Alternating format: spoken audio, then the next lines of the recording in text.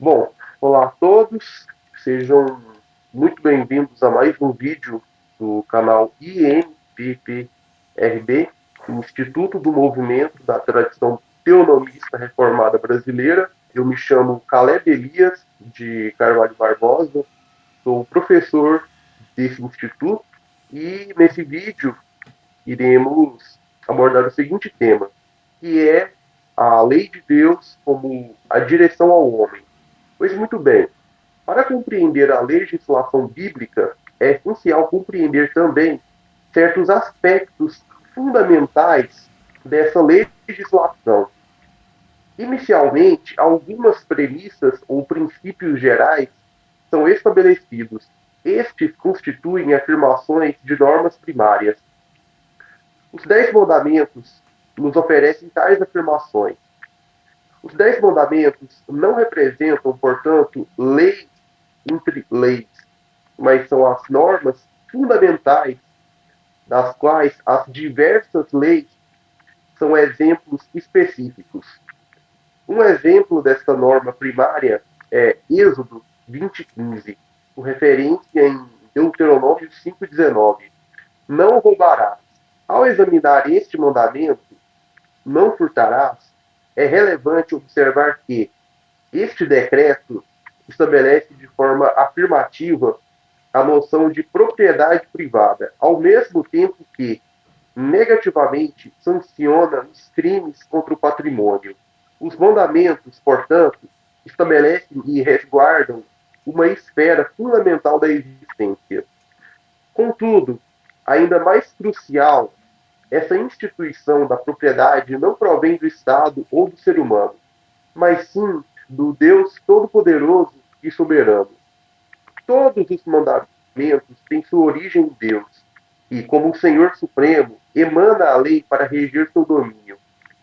Além disso, decorre que, uma vez que Deus promulga a lei, qualquer transgressão contra ela é uma ofensa contra ele, seja a lei referente à propriedade, à pessoa, à família, ao trabalho, ao capital, à igreja, ao Estado ou a qualquer outra coisa. Seu ponto de referência primordial é Deus. Fundamentalmente, a quebra da lei é uma afronta a Deus, pois tudo e todos são sua criação. Como Davi afirmou em relação aos seus atos de adultério e assassinato: contra ti somente pequei, e fiz o que é mal aos teus olhos. Salmo 51:4. Pois bem, isso implica então que a ilegalidade também é pecado, ou seja, que qualquer ato de desobediência civil, familiar, eclesiástica ou qualquer outra forma de desobediência social também constitui uma ofensa religiosa, a menos que a desobediência seja exigida pela obediência prévia a Deus. Com isso em mente, que a lei, em primeiro lugar, estabelece princípios amplos e fundamentais, passemos a analisar uma segunda característica da lei bíblica, a saber, que a maior parte da lei consiste em jurisprudência, ou seja, a aplicação do princípio básico em termos de casos específicos. Esses casos específicos frequentemente ilustram a extensão da aplicação da lei. Em outras palavras, eles revelam as jurisdições necessárias da lei.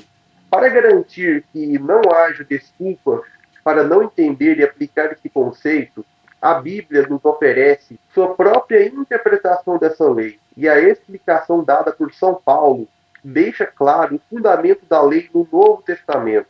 Portanto, citamos primeiro o princípio básico, segundo a jurisprudência e terceiro a declaração paulina da aplicação da lei. Primeiro, não roubarás. Êxodo 20:15. O mandamento básico, uma declaração de princípio. Segundo, não amordaçarás o boi quando ele estiver debulhando grão. Deuteronômio 25:4. Uma aplicação específica do mandamento básico, uma jurisprudência. Terceiro, na Escritura está escrito: não amordastes a boca do boi quando ele debulha o grão. Deus está preocupado com os bois? Ou ele disse isso por nós? Certamente por nós foi escrito: pois o lavrador deve trabalhar com a esperança e o debulhador deve fazê-lo na esperança de receber sua parte. O Senhor também ordenou que aqueles que pregam o Evangelho vivam do Evangelho. 1 Coríntios 9, 9 ao 10, 14. Toda esta passagem é uma interpretação da lei. Além disso, a Escritura diz: não abordasses a boca do boi quando ele debulha o grão, e o trabalhador é digno do seu salário. 1 Timóteo 5,18. Essas duas passagens ilustram o mandamento não roubarás, em termos de casos específicos, revelando a extensão dessas implicações. Paulo se refere à lei que declara, por jurisprudência, que o trabalhador é digno do seu salário, citando Levítico 19:13 e Deuteronômio 24:14. Isso é também citado por Jesus em Lucas 10:7. Digno é o trabalhador do seu salário. Se é pecado defraudar um boi em seu sustento, também é pecado defraudar um homem em seu salário. É roubo em ambos os casos. Se o roubo é a classificação de Deus de uma ofensa contra um animal, quanto mais uma ofensa contra o apóstolo e ministro de Deus, a implicação então é: quanto mais mortal é roubar de Deus. Malaquias deixa isso bem claro. Roubará o homem a Deus? Todavia, vós me roubais e dizeis: em que te roubamos? Nos dízimos e nas ofertas. Com maldição sois amaldiçoados, porque a mim me roubais, vós, a nação toda. Trazei todos os dízimos à casa do tesouro, para que também mantimento na minha casa, para que haja mantimento na minha casa. E provai-me nisso, diz o Senhor dos Exércitos, se eu não vos abrir as janelas do céu e não derramar sobre vós bênção sem medida. Por vossa causa repreenderei o devorador, para que não vos consuma o fruto da terra. A vossa vide no campo não será estéril, diz o Senhor dos Exércitos. Todas as nações vos chamarão felizes, porque vós tereis uma terra deleitosa, diz o Senhor dos Exércitos. Malaquias 3, 8 a 12. Este exemplo de jurisprudência não apenas demonstra o significado da jurisprudência nas Escrituras, mas também sua necessidade. Sem a jurisprudência, a lei de Deus logo seria reduzida a uma área de significado extremamente limitada.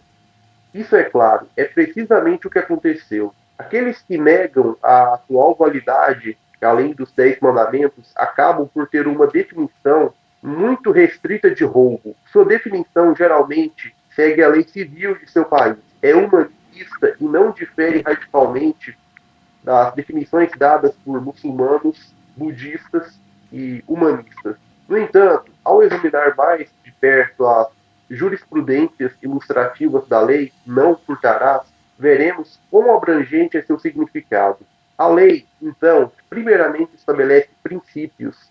Em segundo lugar, cita casos para desenvolver as implicações desses princípios e, em terceiro lugar, tem como objetivo e direção a restauração da ordem legal de Deus. Este terceiro aspecto é fundamental para a lei bíblica e, mais uma vez, ilustra a diferença entre a lei bíblica e a lei humanista.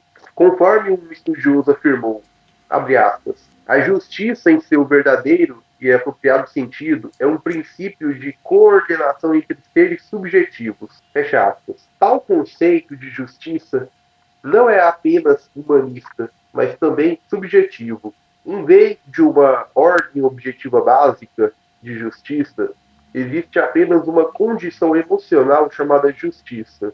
Em um sistema jurídico humanista, a restituição é possível e muitas vezes ocorre. Porém, mais uma vez, não visa a restauração da ordem fundamental de Deus, mas sim a condição do homem. A restituição, portanto, é exclusivamente para o homem. A lei bíblica exige a restituição à pessoa ofendida, mas ainda mais fundamental para a lei é a exigência de restauração da ordem de Deus. Não são apenas os tribunais que operam em termos de restituição. Na lei bíblica, a restituição não apenas é requerida pelos tribunais de todos os ofensores, mas também é o propósito e a direção da lei como um todo. A restauração da ordem de Deus, uma criação gloriosa e boa que serve e glorifica seu Criador. Além disso, a corte e a lei soberana de Deus operam em termos de restituição em todos os momentos. Para amaldiçoar a desobediência e assim evitar seu desafio e devastação da ordem de Deus, e para abençoar e prosperar a restauração obediente da ordem de Deus. A declaração de Malaquias sobre os dízimos, voltando à nossa ilustração, implica isso e de fato afirma explicitamente: aqueles que roubam os dízimos de Deus são amaldiçoados com maldição. Portanto, seus campos não são produtivos, pois trabalham contra o propósito restitutivo de Deus. A obediência à lei do dízimo de Deus, honrando a Deus em vez de roubá-lo, inundará seu povo com bênção. A palavra dilúvio é apropriada. A expressão abrir as janelas do céu lembra o dilúvio. Gênesis 7:11, que foi um exemplo central de maldição. Mas o propósito das maldições também é a restituição. A maldição impede que os ímpios desfaçam a ordem de Deus. Os homens da geração de Noé foram destruídos em suas más imaginações, pois conspiraram contra a ordem de Deus. Gênesis 6:5. Mas Deus instituiu o processo de restauração por meio de Noé. De volta à ilustração original da lei bíblica, não furtarás. O Novo Testamento apresenta um exemplo de restituição após extorsão na história de Zaqueu. Lucas 19:29, que foi declarado salvo após expressar sua intenção de fazer restituição total. A restituição é claramente mencionada no Sermão da Montanha, Mateus 5:23-26. De acordo com um estudioso, abre aspas, em Efésios 4:28, São Paulo mostra como o princípio da restituição deveria ser aplicado. Aquele que era ladrão não só deve parar de roubar, mas também deve trabalhar com suas mãos para poder restaurar o que havia roubado injustamente. Caso aqueles a quem ele prejudicou não possam ser encontrados, a restituição deve ser feita aos pobres. Fecha aspas. Esse processo de restituição ou restauração é mencionado em relação a Deus de três maneiras.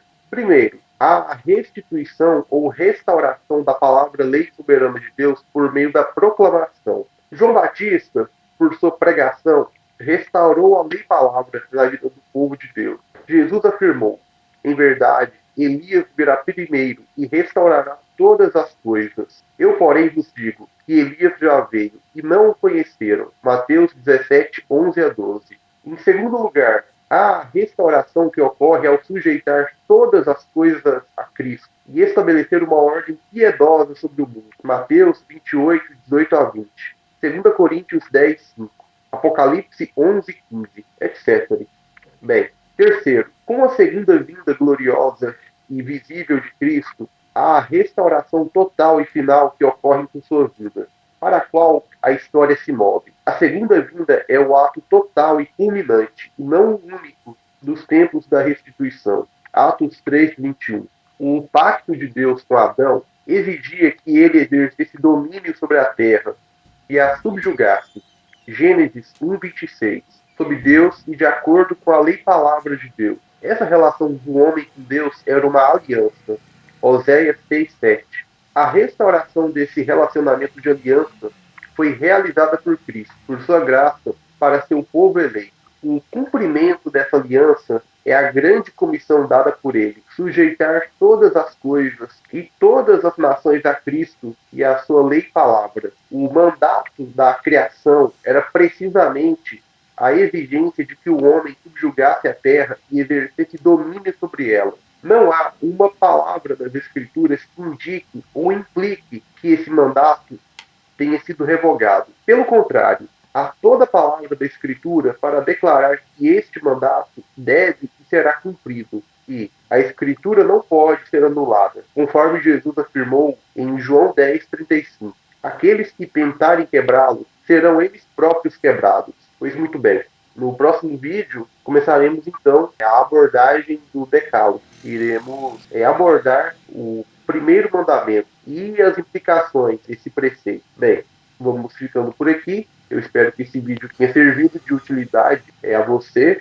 Espero que edifique sua vida e que Deus te abençoe por meio dele. Curta, comente, compartilhe o vídeo, o canal com outras pessoas e até o nosso próximo encontro.